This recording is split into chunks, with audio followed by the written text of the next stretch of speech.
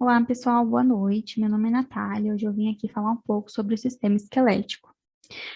O sistema esquelético ele vai ser composto pelo esqueleto axial e o apendicular. O esqueleto axial vai ser composto pelos ossos que vão da cabeça até a região da pelve, mais ou menos. Vai ser composto pelos ossos do crânio, ossículos da audição, ocioides, costela, o externo e os ossos da coluna vertebral.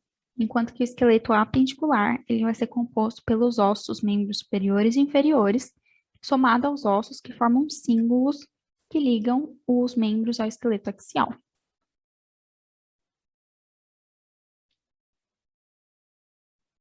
Falando um pouco sobre os ossos do crânio, é importante saber que o crânio é o arcabouço ósseo da cabeça. Ele vai ser composto por 22 ossos e repousa sobre a extremidade superior da coluna vertebral. E ele vai ser dividido, os ossos vão ser divididos em duas categorias: os ossos do crânio e os ossos da face. Os ossos do crânio são frontal, parietal, temporal, occipital, esfenoide e etimoide, enquanto os ossos da face são nasal, maxila, zigomático, mandíbula, lacrimal, palatino, concha nasal inferior e o vômer. Como vocês conseguem ver nessa imagem azul, esse seria o osso frontal, esse aqui em rosa seria o parietal, esse aqui seria o temporal, aqui em laranja seria o occipital, aqui a mandíbula, aqui a maxila, pode ver o zigomático também.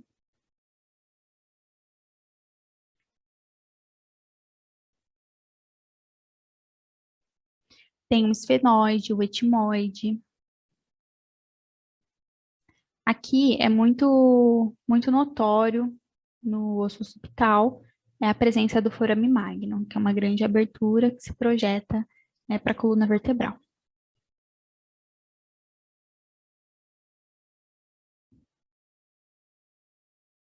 Então, falando um pouco sobre a coluna vertebral, se sabe que a coluna vertebral tem uma importante função de proteger a medula espinhal, além de sustentar a cabeça e servir como ponto de fixação para costelas, para os cíngulos e dentre outras funções. Ao todo são formadas 7 vértebras cervicais, 12 torácicas, 5 lombares, um sacro e um cóccix.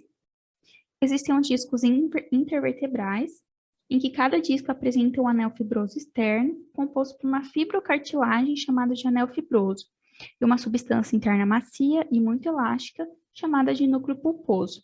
E as faces superior e inferior do disco são recobertas por uma fina lâmina de cartilagem hialina.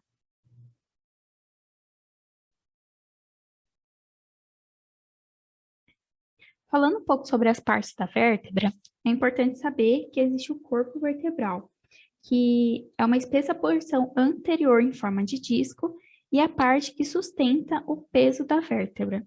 Suas faces superior e inferior são rugosas para fixação de discos intervertebrais cartilaginosos, e as faces anterior e lateral contêm os forames nutrícios.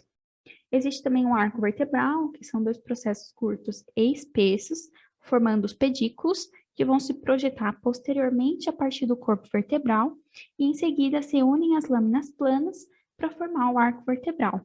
E é importante saber que o arco vertebral ele vai se estender para trás a partir de um corpo de vértebra e juntos o corpo vertebral e o arco vertebral vão circundar a medula espinhal, formando o forame vertebral.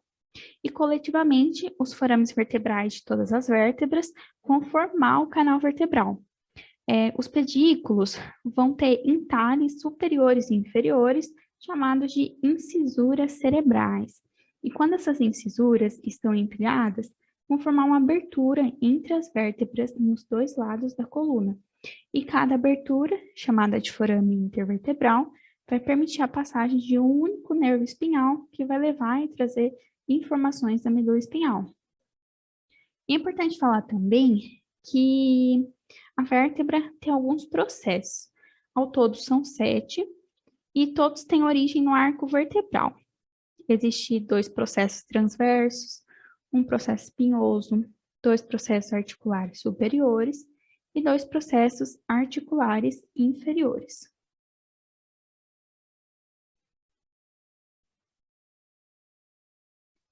E as vértebras são importantes também porque é onde se ancoram as costelas.